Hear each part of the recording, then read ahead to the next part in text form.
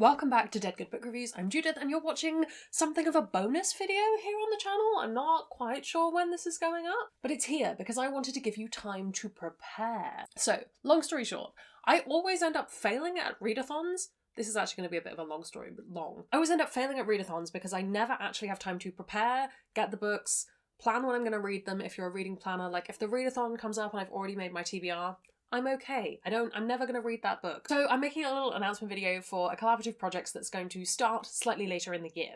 But enough explaining, let's get to the point. I believe it was in my 2022 releases video that went up a few months ago that I first discussed how I would quite like to read all of A.M. McLemore's previous works, because I think they're a really good author to do a readathon for, because not only did they write some fantastic books, but also the majority of their books are standalones. If anything, all of their books are standalones. People seemed fairly keen. I think like 2 people said yes, and that's all it will take me to do something at this point, unless it's reading Megamorphs. So I thought let's go with it. In case you have somewhere to be, in case you need to nip off before this video ends, we're going to do the practicalities first. Every week beginning the 24th of January and going all the way up until the 7th of March, that week beginning, we'll be reading one of A.M. McLemore's books in publication order. Why those weeks? Because that leads us neatly up to the week where their latest book, Lakelore, releases. I think that releases on the 8th of March, so we can end the readathon with their newest book and it'll feel nice and complete and contained. So I will pop the plan up on the screen now. Hopefully future Judith will have done some sort of graphic design fun. Basically, we'd be reading week beginning the 24th, The Weight of Feathers, week beginning the 31st, When the Moon Was Ours, week beginning the 7th of February, Wild Beauty, 14th of February, Blanca Roja, 21st of February, Dark and Deepest Red, 28th of February, The Mirror Season, and then week beginning the 7th, we'll probably do that for 2 weeks to give people time to get a copy of the book, but we'll do Lakelore. For those wondering, I've left out Miss Meteor because it was co-authored and there had to be some parameters this list needed to fit in. I was getting towards the end of 2021, or I'm currently in 2021 right now, just to fully disclose that, and I was like, no, this is enough books. A. McLemore has also written a bunch of short stories.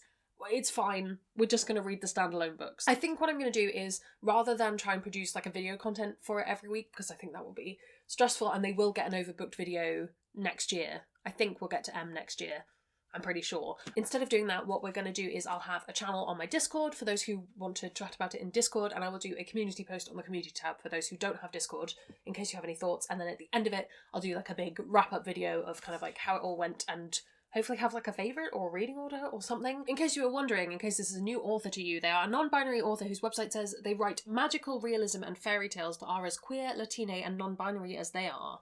Hooray. I mean, do you need me to say more? Maybe you do.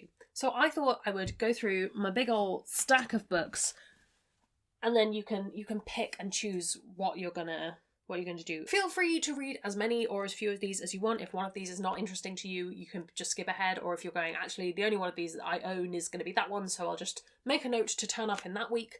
That will be great. I'm just excited to do it. Honestly, if no one does it with me, I'll still be happy, because 3 of these are new to me. Hooray. So the first book we are reading came out in 2015 and is A. McLemore's first published novel, The Weight of Feathers. This we are reading week beginning the 24th of January, which, after this video comes up, how long will that be after that? In 3 weeks. 2 or 3 weeks, depending on when this video goes up. Allow me to read you the blurb. The Palomas and the Corbeaus have long been rivals and enemies, locked in an escalating feud for more than a generation. Both families make their living as travelling performers in competing shows. The Palomas swimming in mermaid exhibitions, the Corbeaus former tightrope walkers performing in the tallest trees they can find. Lace Paloma may be new to her family's show, but she knows as well as anyone that the Corbeaus are pure magia negra, black magic from the devil himself. Simply touching one could mean death, and she's been taught since birth to keep away. But when disaster strikes the small town where both families are performing, it's a Corbeau boy, Cluck, who saves Lace's life, and his touch immerses her in the world of the Corbeaus, where falling for him could turn his own family against him, and one misstep could be just as dangerous on the ground as it is in the trees. Beautifully written and richly imaginative. The Weight of Feathers is an utterly captivating young adult novel by a talented new voice. Yeah. Why do I feel like this is a Romeo and Juliet retelling? Or am I just putting a very Western English scope on this? I don't know. It's had a sticker on it at one point though. I bought these secondhand, so they're a little bit pre-loved. So I've never read this before, and I'm excited to get to it. Let's begin a stack. Then, week beginning the 31st, we'll be reading From 2016, When the Moon Was Ours. To everyone who knows them, best friends meeee and Sam are as strange as they are inseparable. Roses grow out of meee's wrists, and rumours say that she spilled out of a water tower when she was 5. Sam is known for the moons he paints and hangs in the tree, and for how little anyone knows about his life before he and his mother moved to town. But as odd as everyone considers meeee and Sam, even they stay away from the Bonner girls, 4 beautiful sisters rumoured to be witches. Now they want the roses that grow from meee's skin, convinced that their scent can make anyone fall in love, and they're willing to use every secret meeee has fought to protect to make sure she gives them up. Atmospheric, dynamic, and packed with gorgeous prose, When the Moon Was Ours is an unforgettable exploration of love and identity. Yes. So we're in 2016. This is roughly when I started kind of vaguely rejoining the reading community, but I didn't encounter McLemore until their next book, so I'd never read this before, and I'm excited to get to it. I think Weight of Feathers and When the Moon Was Ours, neither of their premises have, like, super gripped me. Weight of Feathers, I think I'm just, like, a little bit nervous of things that involve circus or show-like things, because I think that I'm a little bit burned out on them. But this would have been from just before there were too many of them. So we'll see. 7th of February, we'll be starting Wild Beauty. Now, this is the first A.M. McLemore book I ever owned. I believe Katie got this for me for Christmas, like our first Christmas when we were married, maybe?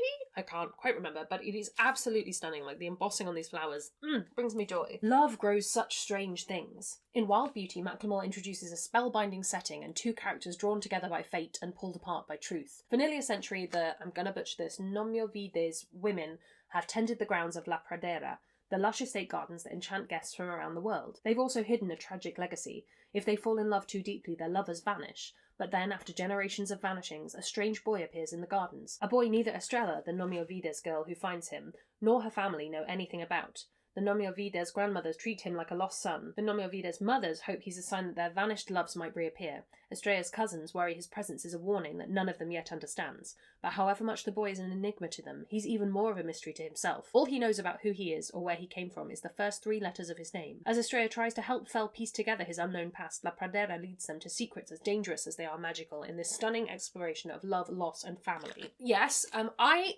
remember reading this, and there are a few things that I can remember happening in the story, but in terms of, like, actually what the plot is, I have no recollection. This is full 2016-17 depression brain fog Judith coming in, so I'm really excited to get to reread this and just enjoy it again, because I feel like I understand A.M. McLemore a bit better as a writer now, and I think I'll enjoy this more knowing where they're coming from. Week beginning the 14th of February. Blanca and Roja, or Blanca y Roja, depending on what you are reading and where. This is The Biggest Lie of All is the story you think you already know. The Del Cisne girls have never just been sisters, they're also rivals and opposites. Blanca as obedient and graceful as Roja is vicious and manipulative. They know that because of a generations-old spell, their family is bound to a bevy of swans deep in the woods. They know that one day the swans will pull them into a dangerous game that will leave one of them a girl and trap the other in the body of a swan.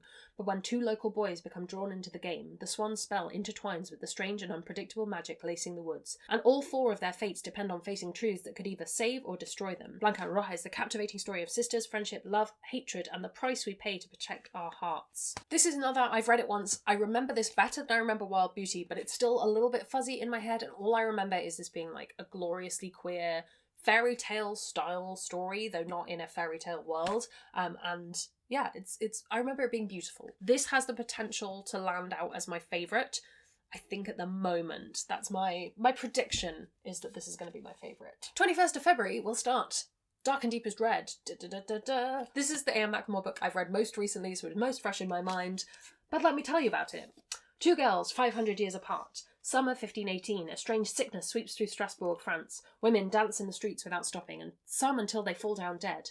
As rumours of witchcraft and demon possession spread, suspicion turns towards Lavinia Blau and her family, and Lavinia may have to do the unimaginable to save herself and everyone she loves. 5 centuries later, a pair of beautiful red shoes seal themselves to Rosea Olivia's feet, making her dance uncontrollably. They draw her towards a boy who knows the dancing fever's history better than anyone. Emile, whose family was blamed for the fever 500 years ago. But there's more to what happened in 1518 than even Emile knows, and discovering the truth may determine whether Rosea survives the red shoes.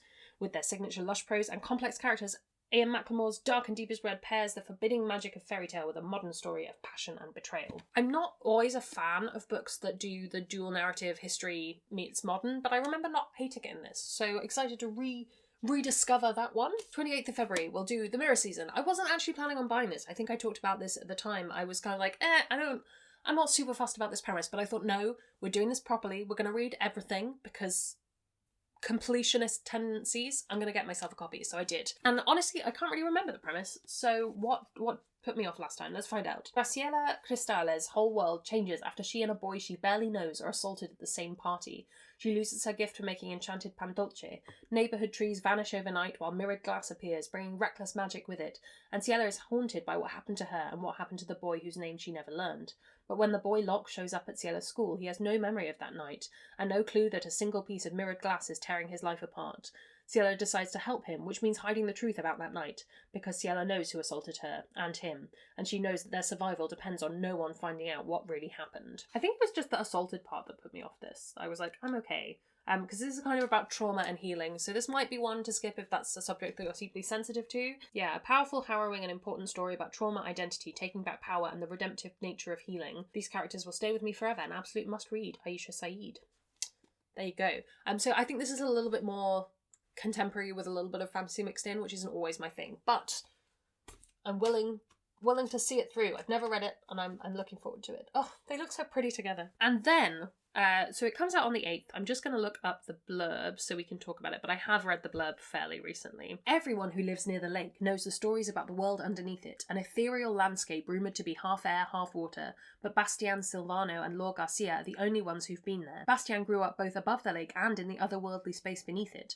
Laure's only seen the world under the lake once, but that one encounter changed their life and their fate. Then the lines between air and water begin to blur. The world under the lake drifts above the surface. If Bastian and Laure don't want it bringing their secrets to the surface with it, they have to stop, and to do that, they have to work together. There's just one problem. Bastian and Laure haven't spoken in 7 years, and working together means trusting each other with the very things they're trying to hide. Ooh. I feel like there's just definitely a progression of, like, making things more explicitly queer as we go, which I'm very excited for. Although, having said that, haven't read the first two, don't know how queer they are, excited about it. I'm also very pleased by the fact that we've got kind of like 2 new books, 3 rereads, and 2 new books, so it's a nice kind of bookended system. Yes. As I say, join me for as much or as little as you would like for this read-along. I'm really excited for it, and I'm really glad that it's sort of 7 tidy standalones. I really appreciate it. Like, you could read them all in a week if you wanted to. I don't mind. If you are planning on joining in for any of these, let me know down in the comments, or if there are any other authors who you know have a lot of standalone books in their backlist,